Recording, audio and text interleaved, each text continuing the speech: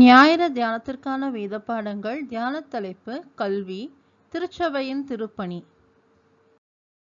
பழைய ஏற்பாட்டு பகுதியாக நெகேமியா 8ஆம் அதிகாரம் வசனங்கள் 1 முதல் 8 முடிய.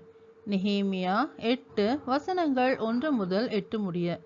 ஜனங்கள் எல்லாரும் தண்ணீர் வாசலுக்கு முன்னான வீதியிலே ஒருமனப்பட்டு கூடி, கர்த்தர் இஸ்ரவேலுக்கு கற்பித்த மோசேயின் நியாயப்பிரமாண புஸ்தகத்தை கொண்டு வர வேண்டும் என்று வேதபாரகனாகிய எஸ்ராவுக்கு சொன்னார்கள். அப்படியே 7ஆம் மாதம் 1 தேதியில் ஆசாரியனாகிய எஸ்ரா நியாயப்பிரமாணத்தை புருஷரும் ஸ்திரீகளும் கேட்டு அறியத்தக்க அனைவருமாகிய சபைக்கு முன்பாக கொண்டு வந்து, தண்ணீர் வாசலுக்கு முன்னான வீதிக்கு எதிரே இருந்த காலமே தொடங்கி மத்தியானம் மட்டும் புருஷருக்கும் ஸ்திரீகளுக்கும் கேட்டு அறியத்தக்க மற்றவர்களுக்கும் முன்பாக அதை வாசித்தான். சகல ஜனங்களும் நியாயப்பிரமாண புஸ்தகத்திற்கு கவனமாய் செவி கொடுத்தார்கள். வேதபாரனாகிய எஸ்ரா அதற்கென்று மரத்தால் செய்யப்பட்ட ஒரு பிரசங்க பீடத்தின் மேல் நின்றான். அவன் அண்டையில் அவனுக்கு வலது பக்கமாக மத்தித்தியாவும் செமாவும் அனாயாவும் உரியாவும் இல்கியாவும் மாசேயாவும், அவனுக்கு இடது பக்கமாக பெதாயாவும் மிசவேலும் மல்கியாவும் ஆசுமும் அஸ்பதானாவும் சஹரியாவும் மெசுலாவும் நின்றார்கள். எஸ்ரா சகல ஜனங்களுக்கும் உயர நின்று சகல ஜனங்களுக்கும் காண புஸ்தகத்தை திறந்தான். அவன் அதை திறந்தபோது ஜனங்கள் எல்லாரும் எழுந்து நின்றார்கள். அப்பொழுது எஸ்ரா மகத்துவமுள்ள தேவனாகிய கர்த்தரை ஸ்தோத்தரித்தான். ஜனங்கள் எல்லாரும் தங்கள் கைகளை குவித்து அதற்கு மறுமொழியாக ஆமேன் ஆமேன் என்று சொல்லி குனிந்து முகங்குப்புற விழுந்து கர்த்தரை பணிந்து கொண்டார்கள்.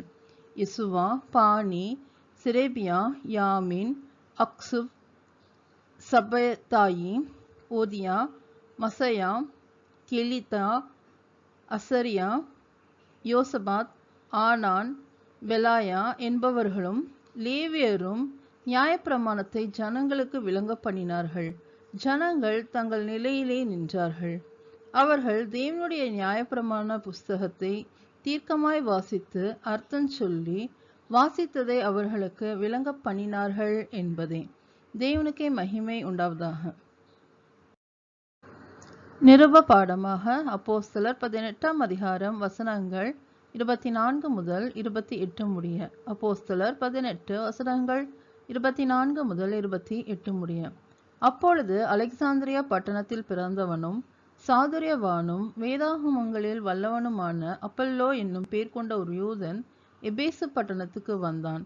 அவன் கர்த்தருடைய மார்க்கத்திலே உபதேசிக்கப்பட்டு யோவான் கொடுத்த ஸ்தானத்தை மாத்திரம் அறிந்தவனாயிருந்து, ஆவியில் அனலுள்ளவனாய் கர்த்தருக்கு அடுத்தவைகளை திட்டமாய் போதகம் பண்ணி கொண்டு வந்தான். அவன் ஜெப ஆலயத்தில் தைரியமாய் பேசத் தொடங்கின போது ஆக்கில்லாவும் பிரிஸ்கில்லாலும் அவன் பேசுகிறதை கேட்டு அவனை சேர்ந்து கொண்டு தேவனுடைய மார்க்கத்தை அதிக திட்டமாய் அவனுக்கு விவரித்து காண்பித்தார்கள். பின்பு அவன் அகாயா நாட்டிற்கு போக வேண்டும் என்றிருக்கையில் சீஷர்கள் அவனை ஏற்றுக்கொள்ளும்படி சகோதரர் அவர்களுக்கு எழுதினார்கள். அவன் அங்கே வந்த பின்பு வெளியரங்கமாக யூதர்களுடனே பலமாய் தர்க்கம் பண்ணி இயேசுவே கிறிஸ்து என்று வேத வாக்கியங்களை கொண்டு திருஷ்டாந்தப்படுத்தினபடியால் கிருபையினாலே விசுவாசித்தவர்களுக்கு மிகவும் உதவியாய் இருந்தான் என்பதே. தேவனுக்கே மகிமை உண்டாவதாக. சுவிசேஷ பாடமாக மத்தேயு 5 வசனங்கள் 1 முதல் 12 முடிய. மத்தேயு 5ஆம் அதிகாரம் வசனங்கள் 1 முதல் 12 முடிய. அவர் திரளான ஜனங்களை கண்டு மலையின் மேல் ஏறினார். அவர் உட்கார்ந்த பொழுது அவருடைய சீஷர்கள் அவரிடத்தில் வந்தார்கள். அப்பொழுது அவர் தமது வாயை திறந்து அவர்களுக்கு உபதேசித்து சொன்னது என்னவென்றால், ஆவியில் எளிமையுள்ளவர்கள் பாக்கியவான்கள், பரலோக ராஜ்யம் அவர்களுடையது.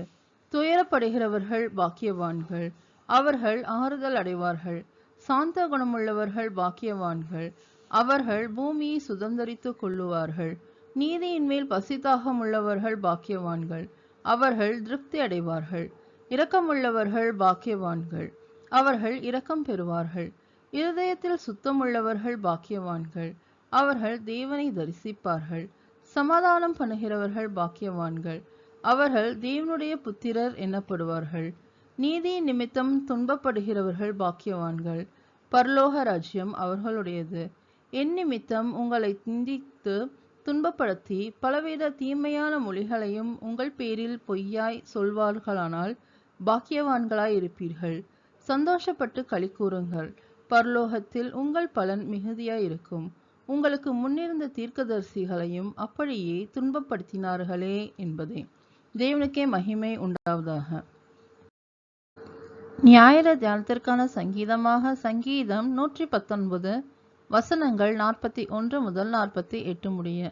சங்கீதம் 119 வசனங்கள் 41 முதல் 48 முடிய.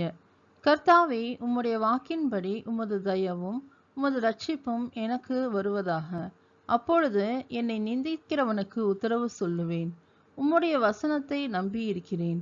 சத்திய வசனம் முற்றிலும் என் வாயினின்று நீங்க விடாதேயும். உம்முடைய நியாய தீர்ப்புகளுக்கு காத்திருக்கிறேன். நான் எப்பொழுதும் என்றைக்கும் உமது வேதத்தை காத்து கொள்ளுவேன். நான் உம்முடைய கட்டளைகளை ஆராய்கிறபடியால் விசாலத்திலே நடப்பேன். நான் உம்முடைய சாட்சிகளை குறித்து ராஜாக்களுக்கு முன்பாகவும் வெட்கப்படாமல் பேசுவேன். நான் பிரியப்படுகிற உமது கற்பனைகளின் பேரில் மனமகிழ்ச்சியாயிருப்பேன். நான் பிரியப்படுகிற உமது கற்பனைகளுக்கு கையெடுப்பேன். உமது பிரமாணங்களை தியானிப்பேன் என்பதே. தேவனுக்கே மகிமை உண்டாவதாக.